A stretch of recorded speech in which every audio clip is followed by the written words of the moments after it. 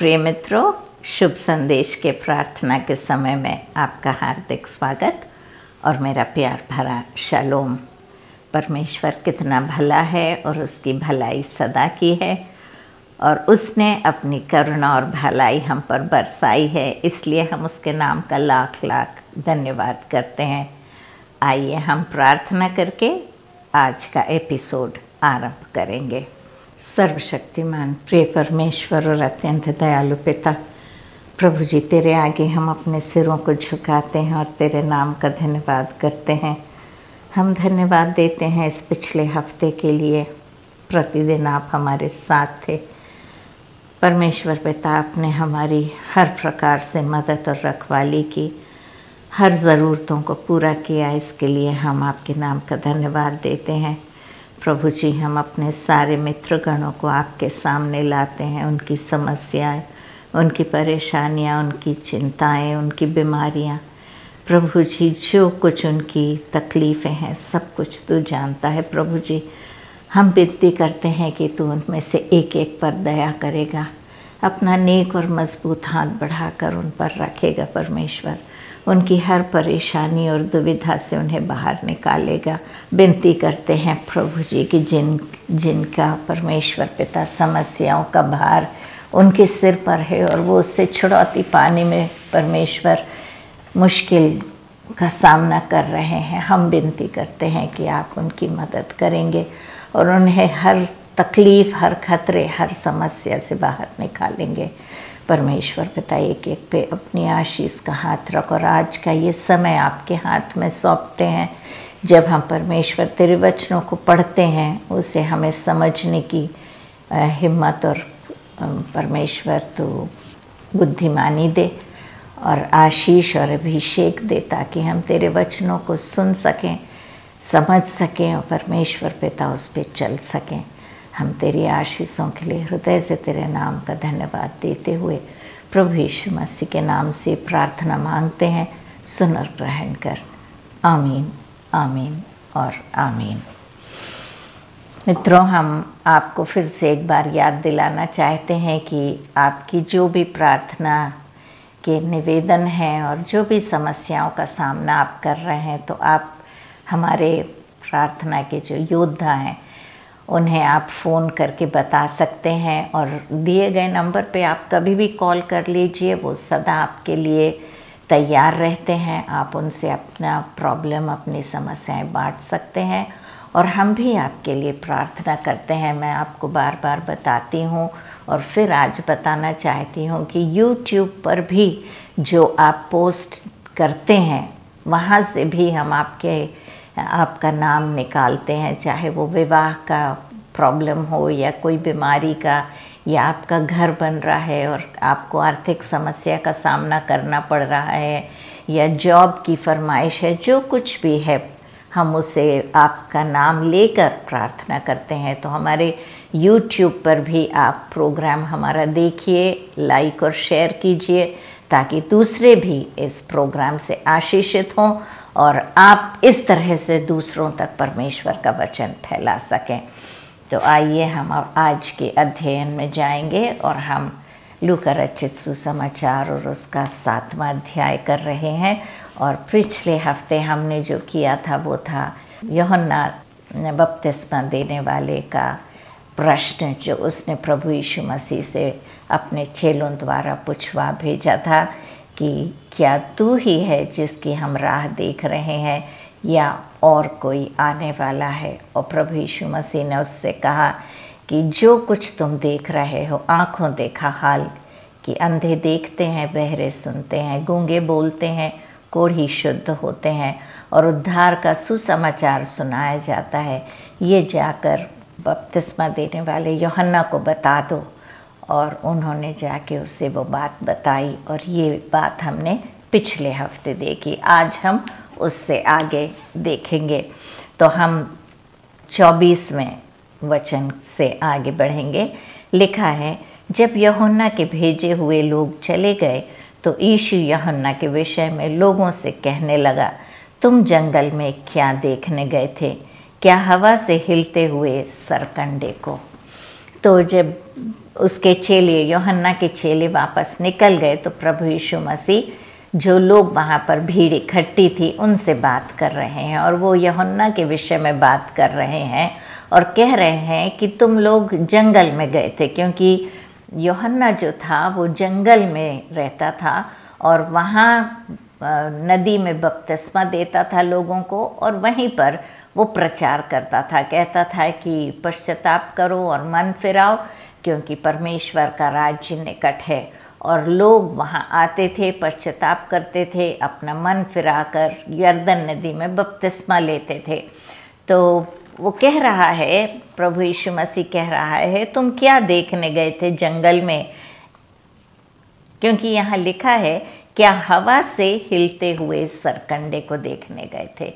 क्योंकि यूहन्ना जो था वो कोई रईस के समान वहाँ पर नहीं था, या कोई ऐसा इंसान था जो बहुत ताकतवर हो, उस प्रकार का कुछ भी नहीं था कि लोग उसे देखना चाहें या उसकी सुनना चाहें।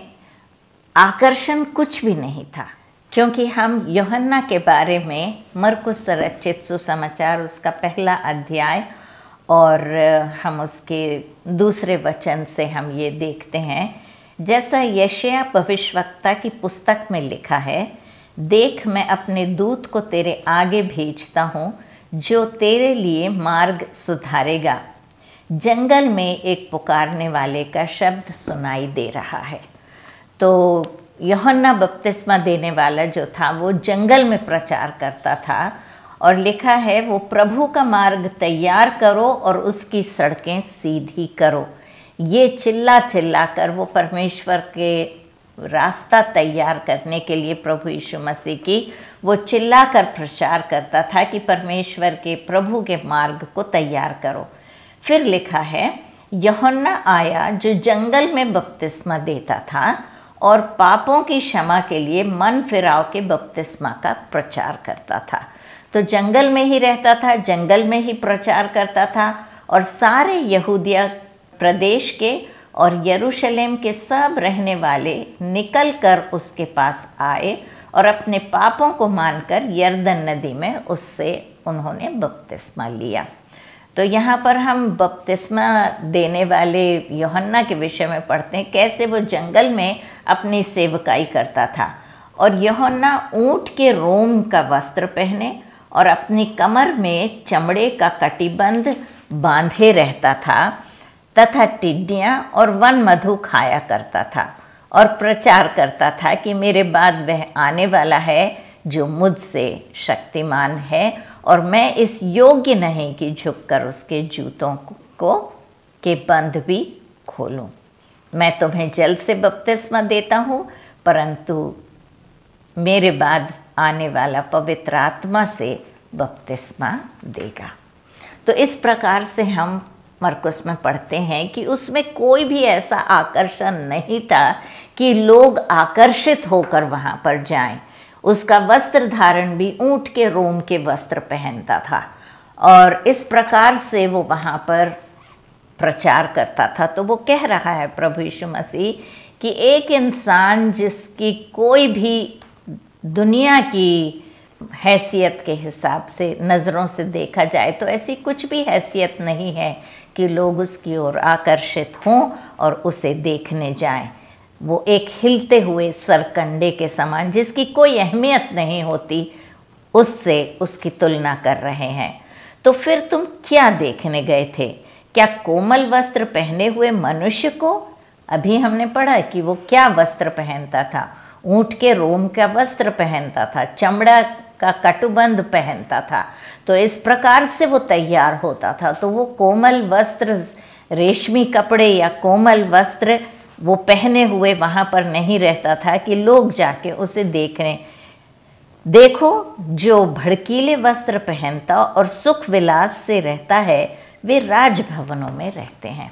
तो जो राजा होते हैं वो कोमल वस्त्र पहनते हैं, वो भड़कीले वस्त्र पहनते हैं, वो रेशमी वस्त्र पहनते हैं, सुख विलास में रहते हैं और वो महलों में निवास करते हैं। फिर तुम क्या देखने गए थे? क्या किसी भविष्यवक्ता को? हाँ, मैं तुमसे कहता हूँ वरन भविष्यवक्ता से भी बड़े को। अभी इसके पहले हमने देखा कि यूहन्ना ने प्रभु यीशु मसीह के विषय में गवाही दी थी कि ये देखो परमेश्वर का मेमना जो संसार के पापों को लिए जाता है। और अब प्रभु यीशु मसीह यूहन्ना के विषय में गवाही दे रहे हैं कि तुम किसको देखने गए थे? क्या तुम जंगल में किसी भविष्यवक्ता को देखने गए थे? और फिर प्रभु यीशु मसीह कहते हैं कि ना सिर्फ एक भविष्यवक्ता, लेकिन भविष्यवक्ता से एक बहुत बड़ा और इंसान, हाँ मैं तुमसे कहता हूँ वरन भविष्यवक्ता से भी बड़े को। यह वही है जिसके विषय में लिखा है, देख मैं अपने दूत को तेरे आगे आगे भेजता हूँ जो तेरे आगे आगे मार्ग सीधा करेगा। मित्रों, हमने इस विषय में पढ़ा था कि प्रभु यीशु मसीह के विषय में हमने पुराने नियम में हमने यशायाह नबी की पुस्तक में पढ़ा था कैसे प्रभु यीशु मसीह के आने के पहले एक दूत भेजा जाएगा, एक भविष्यवक्ता भेजा जाएगा जो उसके मार्ग को तैयार करेगा। और प्रभु यीशु मसीह उसी की गवाही दे रहे हैं कि जैसा पुराने नियम में लिखा है कि मैं देख अपने दूत को आगे आगे भेजता हूँ जो तेरे मार्ग को तैयार करेगा। मैं तुमसे कहता हूँ कि जो स्त्रियों से जन्मे हैं उनमें से यूहन्ना से बड़ा कोई नहीं, पर जो परमेश्वर के राज्य में छोटे से छोटा है वह उससे भी बड़ा है। तो यहाँ पर परमेश्वर का वचन कहता है कि सारे भविष्यवक्ता शुरू से लेके आखिर तक, इसका मतलब उसमें मूसा भी है, नोआ भी है, अब्राहम भी है, इसहाक भी है, याकूब भी है, सारे लोग जितने भविष्यवक्ता और पुराने नियम में यशायाह, यिर्मयाह और आमोस और दानियेल जिन जिन के विषय में हम पढ़ते हैं, लिखा है कि उन सब में बड़ा यूहन्ना बपतिस्मा देने वाला था, क्योंकि बाकी जो आए थे वो परमेश्वर के वचन को लोगों तक पहुंचाते थे और लोगों के वचन को परमेश्वर तक पहुंचाते थे। लेकिन परमेश्वर के पुत्र के आने की रास्ता मार्ग तैयार करने के लिए यूहन्ना को चुना गया था और उसे एक दूत बनाकर परमेश्वर ने भेजा था ताकि वो प्रभु यीशु मसीह का रास्ता तैयार करे। और फिर प्रभु यीशु मसीह कहते हैं लेकिन परमेश्वर के राज्य में जो सबसे छोटा है वो यूहन्ना बपतिस्मा देने वाले से बड़ा है, क्योंकि परमेश्वर के राज्य में जो लोग हैं वो उत्तम और ऊंचे पद पर हैं। तो यहाँ पर लिखा है कि वो जो परमेश्वर के राज्य के में छोटे से छोटा और उससे भी बड़ा है। और सब साधारण लोगों ने सुनकर और चुंगी लेने वालों ने भी यूहन्ना का बपतिस्मा लेकर परमेश्वर को सच्चा मान लिया, परंतु फरीसियों और व्यवस्थापकों ने उससे बपतिस्मा ना लेकर परमेश्वर के अभिप्राय को अपने विषय में टाल दिया। तो प्रभु यीशु मसीह कह रहे हैं कि यूहन्ना मेरा मार्ग तैयार करने आया था और वो लोगों को बपतिस्मा दे रहा था, मन फिराव का बपतिस्मा दे रहा था। और साधारण लोग और जो चुंगी लेते हैं वो लोग, पापी लोग उसके पास गए, उन्होंने मन फिराया और उन्होंने बपतिस्मा लिया। लेकिन वो कहता है कि फरीसी और व्यवस्थापक लोगों ने यूहन्ना के महत्व को नहीं पहचाना, नहीं जाना, उसकी बातें पर ध्यान नहीं दिया, न मन फिराया, न बपतिस्मा लिया।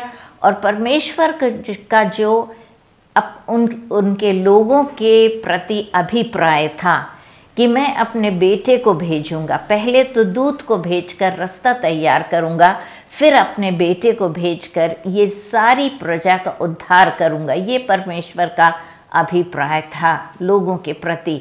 लेकिन उस अभिप्राय को ये लोगों ने लिखा है कि उन व्यवस्थापकों ने उससे बपतिस्मा ना लेकर परमेश्वर के अभिप्राय को अपने विषय में टाल दिया। खुद अपने हाथों से उन्होंने अपना नुकसान किया। अतः मैं इस युग के लोगों की उपमा किससे दूं कि वे किसके समान हैं? वे उन बालकों के समान हैं जो बाजार में बैठे हुए एक दूसरे को पुकार कर कहते हैं, हमने तुम्हारे लिए बांसुरी बजाई और तुम ना नाचे, हमने विलाप किया और तुम ना रोए। तो यहाँ पर प्रभु यीशु मसीह कह रहे हैं कि जब बच्चे खेलते हैं और बच्चे कह रहे हैं एक दूसरे से कि जब हम बांसुरी बजाते हैं तो तुम्हें नाचना चाहिए, लेकिन बच्चे नहीं नाचे जब बांसुरी बजी। और तो उन्होंने कहा कि शायद बच्चे इस मूड में नहीं हैं कि वो नाचें या खुशी मनाएं, तो चलो हम खुशी नहीं मनाएंगे, लेकिन हम तुम्हारे लिए बांसुरी नहीं बजाएंगे, हम विलाप करेंगे। और जब उन्होंने विलाप किया तो वो बाकी लोग रोए नहीं। तो वो कहते कि तुम ना चित्त में राजी हो ना पट में राजी हो, तुम्हें ये भी पसंद नहीं, तुम्हें वो भी पसंद नहीं, तो फिर तुम्हें क्या चाहिए। और फिर वो ये उपमान देते हुए वो कहते हैं कि क्योंकि यूहन्ना बपतिस्मा देने वाला ना रोटी खाता आया ना दाखमधु पीता आया, और तुम कहते हो उसमें दुष्ट आत्मा है। तो यूहन्ना जो बपतिस्मा देने वाला है, हमने पढ़ा कि वो टिड्डियाँ खाता था और दाखमधु खाता था। तो वो उस बिल्कुल सिंपल और साधारण जीवन था उसका, क्योंकि वो नासरी था, इसलिए उसको दाखमधु पीना बिल्कुल मना था। तो ना उसने दाखमधु छुआ, यहाँ तक कि उसका फल भी उसके लिए खाना मना था। और वो आया, बिल्कुल साधारण इंसान आया, उसने ना वो भड़कीले वस्त्र पहने, ना खाने पीने में उसकी कोई दिलचस्पी थी। वो एक साधु के समान जीवन जंगल में बिताता था। और इन लोगों को जब उसने परमेश्वर का वचन सुनाया तो मान लेना था और उसकी बात मानकर बपतिस्मा ले लेना था। लेकिन लिखा है कि फरीसियों और सदूकियों और व्यवस्थापकों ने उसकी बात पर यकीन नहीं किया, विश्वास नहीं किया, और न ही जब वो बपतिस्मा दे रहा था तो बपतिस्मा लिया। और उसके विषय में उन्होंने क्या कहा कि ये इसमें दुष्ट आत्मा है। और मनुष्य का पुत्र खाता पीता आया और तुम कहते हो देखो पेटू और पियक्कड़, मनुष्य चुंगी लेने वालों का और पापियों का मित्र। तो यहाँ पर प्रभु यीशु मसीह कहा कि उसमें दुष्ट आत्मा है। और मैं खाता पीता आया हूँ, लोगों के बीच में निवास करता हूँ और चुंगी वालों के साथ मैं बैठ के खाना खाता हूँ, पापियों के साथ बैठ के खाना खाता हूँ। तो इसमें तुमको एतराज़ होता है और तुम कहते हो देखो ये तो पेटू है और ये तो पापियों के साथ संगति करता है और ये तो खाता पीता इंसान है। इस प्रकार से ना तुम्हें यूहन्ना बपतिस्मा देने वाला जो साधारण जीवन बिता रहा था वो तुमको मंजूर नहीं था, और मैं जो आया हूँ, जो लोगों के बीच में निवास करता हूँ, मुझे भी आप लोग मंजूरी देने से पीछे हटते हो। पर ज्ञान अपनी सब संतानों द्वारा सच्चा ठहराया गया है। तो प्रभु यीशु मसीह कह रहे हैं कि जो ज्ञान है वो सब संतानों द्वारा सच्चा ठहराया जाता है, क्योंकि जिसके पास ज्ञान है, परमेश्वर का दिया हुआ ज्ञान है, जैसे हम प्रार्थना भी करते हैं, इसके पहले कि हम परमेश्वर के वचन में जाएं, हम प्रार्थना करते हैं और परमेश्वर से विनती करते हैं कि परमेश्वर हमें बुद्धि और ज्ञान दे, ताकि हम समझ सकें कि परमेश्वर के वचनों में क्या लिखा है, कौन सी गूढ़ बातें वो हमें बताना चाहते हैं, कि हम उसे पढ़ सकें, उसे समझ सकें और उसके अनुसार चल सकें। मित्रों, इंसान जो है वो ऊपरी दिखावे को देखता है और उस प्रकार से वो किसी की भी जांच करता है या उसका आंकड़ा लगाता है। लेकिन परमेश्वर हमारे हृदयों को देखता है। हम देखते हैं कि इतना बड़ा भविष्यवक्ता, जैसे प्रभु यीशु मसीह ने कहा कि सारे भविष्यवक्ताओं में सबसे बड़ा जो भविष्यवक्ता पैदा हुआ वो है यूहन्ना बपतिस्मा देने वाला। और यूहन्ना बपतिस्मा देने वाला कोई सूट बूट में नहीं आया, परंतु ऊँट के रोए के वस्त्र पहने हुए आया और टिड्डियाँ और उसने मधु खाया। इस प्रकार से उसने साधारण जीवन बिताते हुए परमेश्वर की सेवकाई की। मित्रों, हम चाहे गरीब हों या अमीर हों, हमारी परिस्थिति कैसी भी हो, हमें एक निर्णय आज लेना है कि हम परमेश्वर के राज्य की सेवकाई में लग जाएंगे, क्योंकि परमेश्वर की सेवकाई करना बहुत ज़रूरी है। प्रभु यीशु मसीह फिर से आने वाले हैं। ये उनका पहला आगमन था, पहली बार वो आए थे। और जब पहली बार आए तो यूहन्ना बपतिस्मा देने वाला उनके पहले उनका मार्ग तैयार करने को आया था और उसने लोगों को प्रभु यीशु मसीह के बारे में बताया, उसके विषय में गवाही दी और उसने एक साधारण गरीब इंसान का जीवन जिया और उसने अपना कार्य पूरा किया। लेकिन हम देखते हैं कि प्रभु यीशु मसीह के स्वर्ग आरोहण के समय में जब सारे के सारे उसके चेले खड़े होकर ऊपर देख रहे थे, तब स्वर्गदूत आए थे और स्वर्गदूतों ने कहा था कि तुम ऊपर क्या ताकते हो। ये प्रभु यीशु मसीह जो ऊपर गया है वो वापस अपने लोगों को लेने के लिए आएगा। मित्रों, एक दिन प्रभु यीशु मसीह ज़रूर आने वाला है। और आजकल जो हम चारों तरफ परिस्थितियों को देखते हैं, लड़ाई झगड़े, एक देश की लड़ाई दूसरे देश से, और जो भूकंप आ रहे हैं, जो बाढ़ आ रही है, जो नाना प्रकार की परेशानियों में लोग फंसे हुए हैं, जो पाप बढ़ता ही चला जा रहा है, ये सब जो हैं ये आखिरी दिन के चिन्ह हैं। प्रभु यीशु मसीह बहुत जल्दी आने वाला है और हमें तैयार होना है। मित्रों, उस दिन तो परमेश्वर ने यूहन्ना बपतिस्मा देने वाले को भेजा था, लेकिन आज मैं और आप यूहन्ना बपतिस्मा देने वाले की जगह हैं और हमें प्रभु यीशु मसीह के दूसरे आगमन की तैयारी करना है। हमें लोगों को ताकीद करना है, फिर से एक बार मन फिराओ और बपतिस्मा लो का नारा हमें लगाना है। पर लोगों को अपने अपने पापों से पश्चाताप करना है और ये बार हमें अपनी खुद की शक्ति से इस काम को नहीं करना है। बपतिस्मा देने वाले यूहन्ना के समय में उन्हें खुद अपनी शक्ति से इस काम को करना पड़ा था, लेकिन अब हम देखते हैं कि प्रभु यीशु मसीह ने हमारे लिए हमारी सहायता करने के लिए पवित्र आत्मा को भेजा है और हमारे पापों को उसने क्षमा करने के लिए और हमारे पापों से हमें मुक्ति देने के लिए अपने प्राण और अपने रक्त को बहाया है।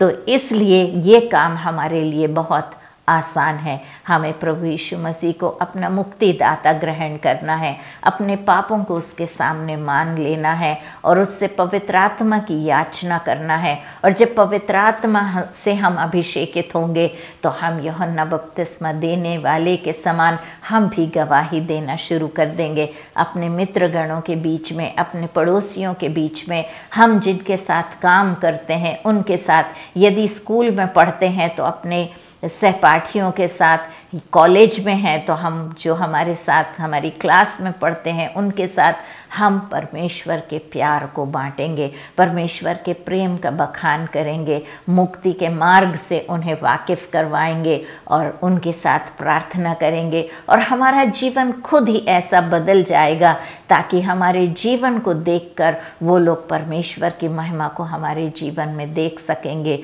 और जब हम परमेश्वर के कहे अनुसार अपने जीवन को बिताएंगे तो लोगों के जीवन हमारे कारण बदल जाएंगे, क्योंकि वो हमें देखेंगे कि हम प्रभु यीशु मसीह के पीछे हो लिए हैं और हमारा जीवन कितना सुंदर जीवन बन गया है।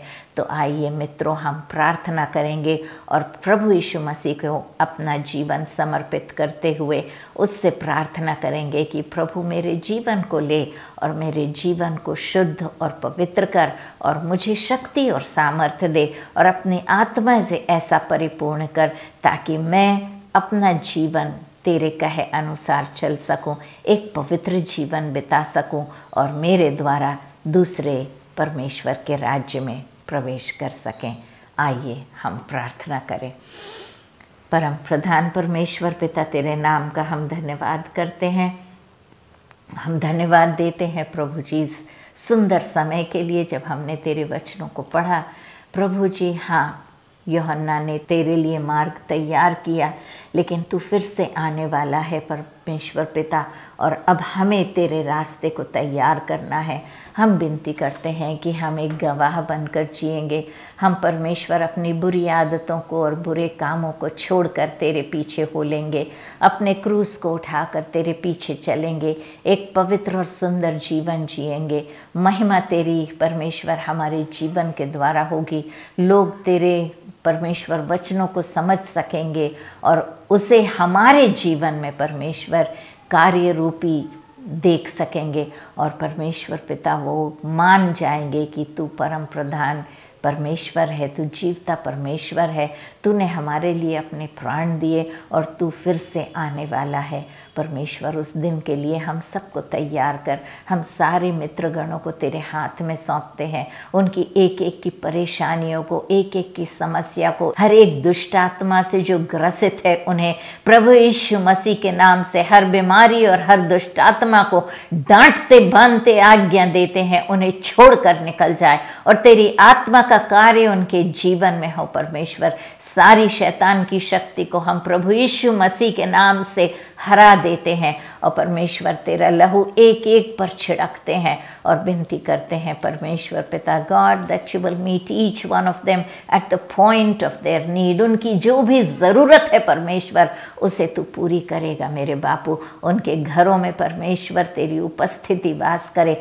तेरा पवित्र आत्मा उनके घरों में मंडराए और हर बुराई से परमेश्वर हर एक घर को तू पवित्र कर। हर एक इंसान पे परमेश्वर तेरी पवित्र आत्मा का वास हो और होने दे परमेश्वर की हर एक परिवार एक सुखी परिवार बन जाए। सारे दुख तकलीफ़ों से हमें मुक्ति दे परमेश्वर और अपनी परमेश्वर भलाई से हमें भर दे।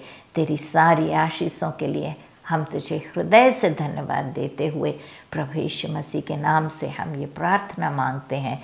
सुन और ग्रहण कर। आमीन, आमीन और आमीन। परमेश्वर आप सबको आशीष दे मित्रों। फिर अगले हफ्ते मुलाकात होगी। तब तक के लिए परमेश्वर की महिमा हो। जय मसीह की।